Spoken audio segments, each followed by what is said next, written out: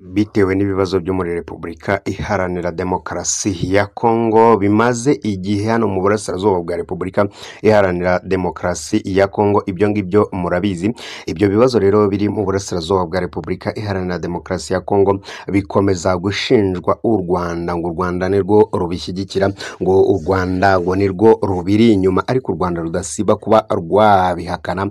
Rero ayo makimbirane akaba ariyo yarateye Repubulika Iharanira Demokarasi ya Kongo kwitambika u Rwanda mu muryango wa CEAC.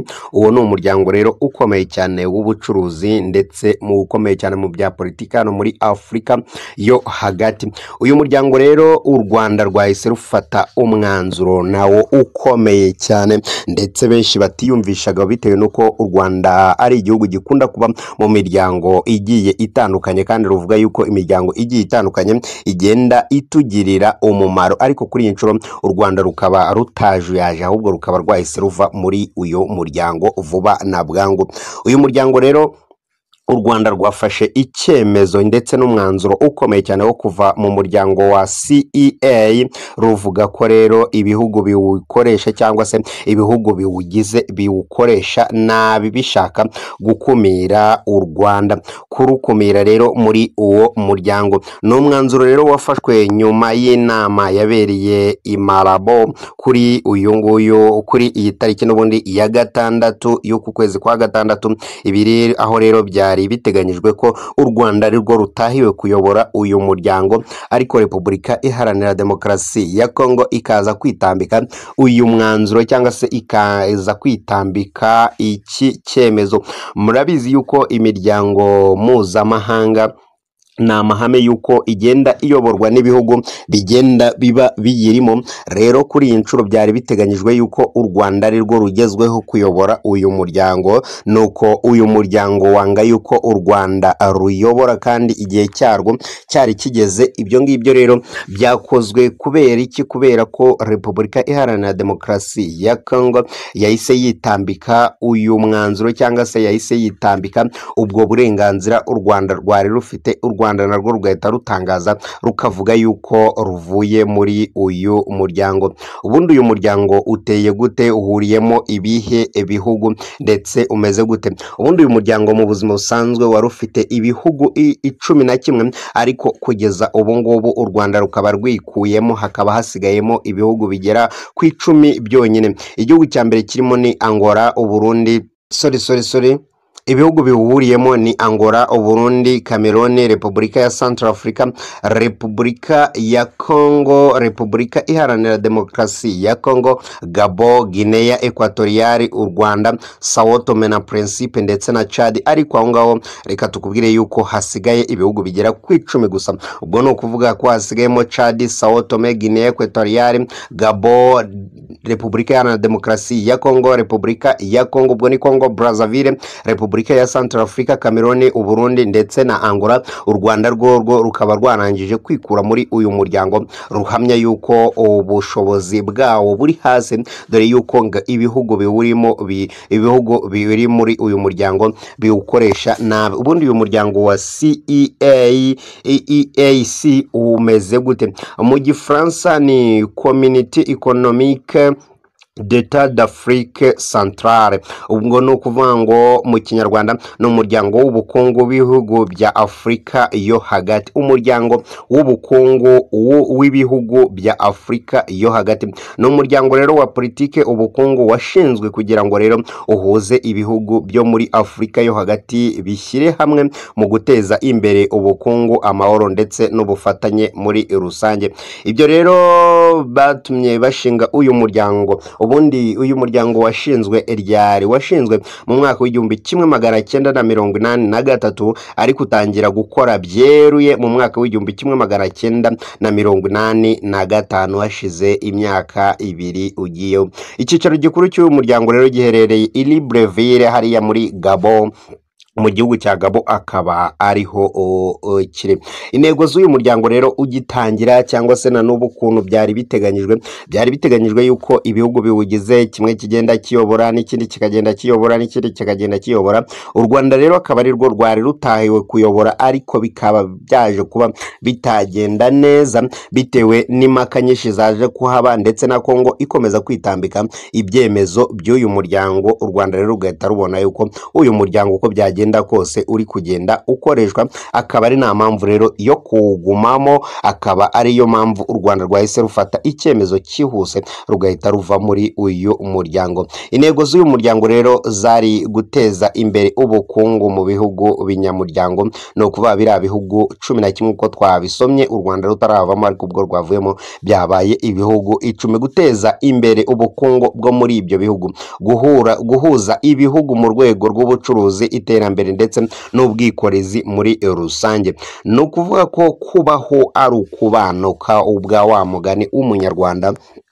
Mu iterambere rero, ubwikorezi, ubukungu, ibi byose biba bikomeye kugira ngo bose baterurane cyangwa se bakorane kugira ngo ibihugu byo mu karere kose ka Afurika yo hagati bitere imbere. Kwamagana intambara n'amacakubiri no gushimangira amahoro ndetse n'umutekano muri rusange, ibi nabyo biri mu ntego z'uyu muryango. Mbere yuko ukoresha ingufu zawo nabi, ni intego z'uyu muryango yuko rwose bakwiye kwamagana amacakubiri, intambara ndetse no bagashimangira n'amahoro n'umutekano muri ibyo bihugu. Urabizi yuko nta mutekano nta n'iterambere ryapfa kuba ryagerwaho, akaba ari nayo mpamvu nyine hashimangirwa iki kintu cy'iterambere ndetse no kurinda intambara.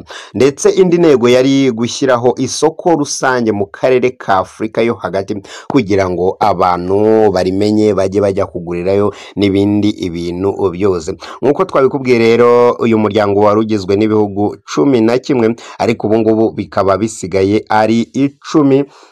U Rwanda rero rukaba rwarawinjiyemo mu mwaka w'ibihumbi 2008, ariko rukaba ruwuvuyemo mu mwaka w'ibihumbi 2025.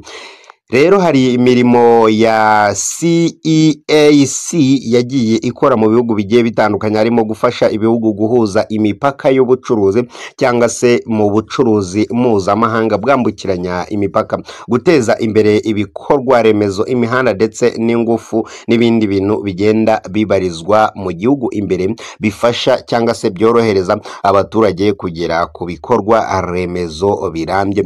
Guhuza rero amategeko ndetse n'amabwiriza y'ubucuruzi muri ibi bihugu, nabyo uyu muryango wabikoragaho cyane kugira ngo ibicuruzwa bijye byoroha kuva mu Rwanda bijya ahandi, ariko mu bihugu duturanye n'ubundi bihugu byari birimo ni ibihugu 2 byonyine, harimo u Burundi ndetse na Repubulika Iharanira Demokarasi ya Kongo.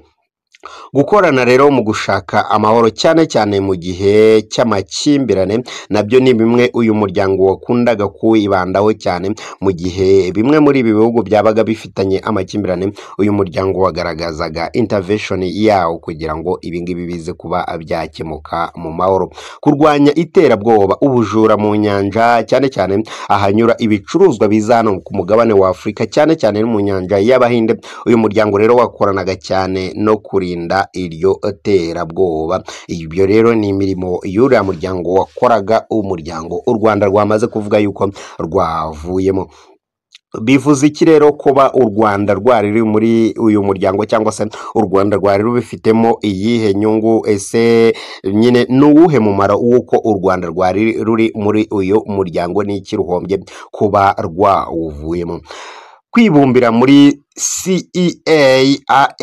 CEAC bifasha u Rwanda muri ibi bintu bigiye bikurikira: kugira isoko rinini ryabo rero rigurishirizwaho ibicuruzwa byabo. Urabizi yuko mu Rwanda rero hasanzwe hari inganda nyinshi cyane zikora ibintu byinshi cyane bigiye bitandukanye, ndetse umunsi ku munsi u Rwanda rero rwari rwarabonye isoko ryo gushoraho ibi bicuruzwa bikorerwa hano mu Rwanda imbere narwo ariko rwinjiza ibindi nk'uko biba bimeze. Gukorana n'ibindi bihugu rero bituranye mu kurinda umutekano, mu gufasha rero u Rwanda kurinda umutekano. w'ibihugu byo muri Afurika yo hagati kugira ngo Afurika yacu ibe iteye imbere imeze neza. Ikindi kandi ngo ni ukwihutisha iterambere rishingiye ku bufatanye ndetse n'amasoko mpuzamahanga, aho ngaho rero abantu bagahahirana imbere mu bihugu ndetse n'imbere muri Afurika. N'uwo muryango rero tumaze kukubwira u Rwanda rwafashe icyemezo cyo kuba rwavamo nyuma y'uko rubona y'uko ruri kurenganwa kandi rwimwa uburenganzira rwari rusanzwe rufite bitewe n'ibikorwa ndetse n'ibyemezo by'uyu muryango bidahwitse. U Rwanda rero rukaba rwavuye muri uyu muryango. Nibyo rero twakugarukiragaho muri iki gitondo, babitangaje ejo ku munsi wa tariki 6. Ubwo rero abantu mwese mwari mumaze kuba mwafata uburiri muryamye, benshi aya makuru ntago baje kuba bayumva gusa, ariko hano kuri Wasam TV Show niho byose uzajya ugenda ubikurikiranira. Icyo tugusaba gusa no gukora subscribe kugira ngo tujye tujyana mu biganiro bigenda bikurikira iki ngiki. Wasam TV Show, ugire ibihe byiza.